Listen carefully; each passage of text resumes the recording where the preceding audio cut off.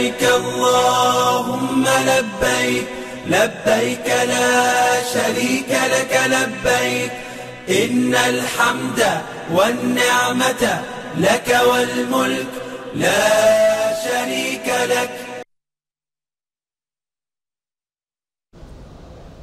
Ya pemirsa, kembali di AISUD pemirsa. Setelah melaksanakan rangkaian rukun haji dan arbusna, jemaah haji kembali ke Makkah untuk melaksanakan tawaf ifadah dan sa'i.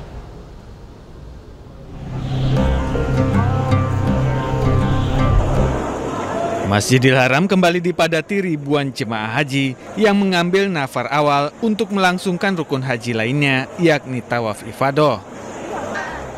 Jemaah haji diwajibkan mengelilingi Ka'bah sebanyak 7 kali. Di mana 3 putaran pertama jemaah diwajibkan berlari-lari kecil sambil melantunkan kalimat talbinah dan memperbanyak zikir serta doa. Setelah tawaf ifadah, jemaah haji melakukan sa'i yang juga bagian dari rukun haji. Sa'i dilakukan dengan berlari-lari kecil atau berjalan mengitari bukit Safa dan Marwah sebanyak 7 kali. Setelah menjalani rangkaian ini, jemaah haji bisa bertahalul atau mencukur rambut dan wada yang merupakan tahapan akhir ibadah haji. Dari Makkah, Arab Saudi, Ramdhani, iNews melaporkan. Sementara itu pemirsa, Kementerian Agama ini membantah adanya pungutan liar atau pungli dalam pelaksanaan safari wukuf pada puncak haji 2025 kemarin. Ya, safari wukuf dilakukan untuk memfasilitasi jemaah haji Indonesia lansia sakit atau tidak memungkinkan mengikuti wukuf secara reguler.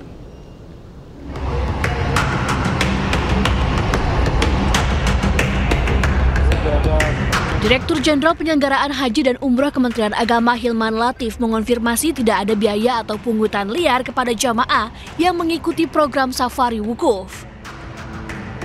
Ia memastikan program safari wukuf yang dijalankan pada Kamis 5 Juni berlangsung gratis alias tidak dipungut biaya.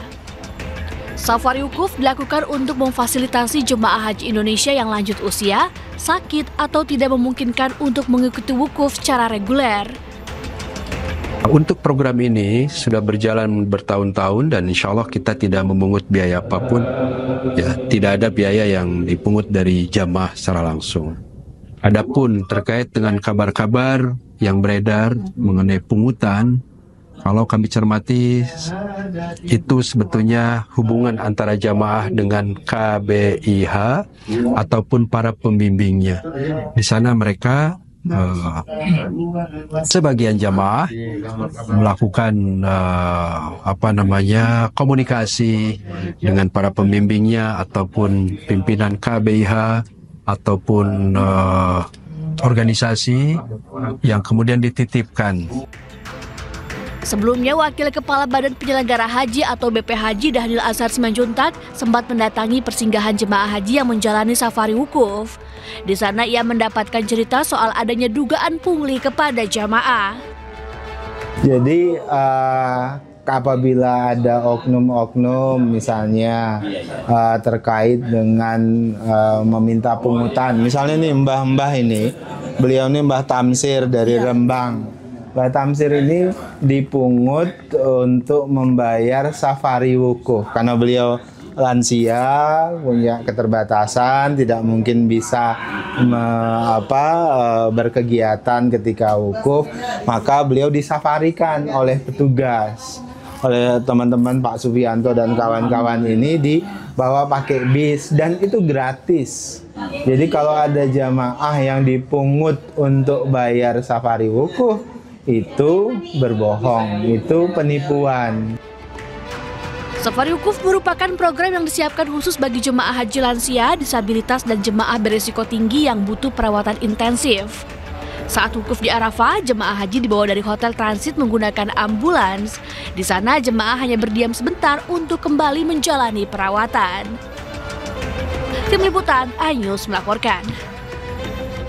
لبيك اللهم لبيك لبيك لا شريك لك لبيك إن الحمد والنعمة لك والملك لا شريك لك.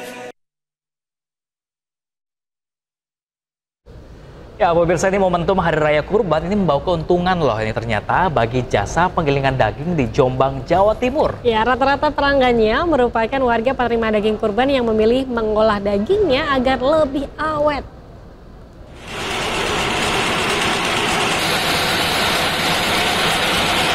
Pasca Idul Adha, jasa penggilingan daging mengalami peningkatan pelanggan seperti yang terjadi di jasa penggilingan daging di Pasar Induk Banjarnegara, Jawa Tengah. Warga rela antri berjam-jam hanya untuk menggiling daging. Antrean ini pun terjadi dari pagi hingga sore hari.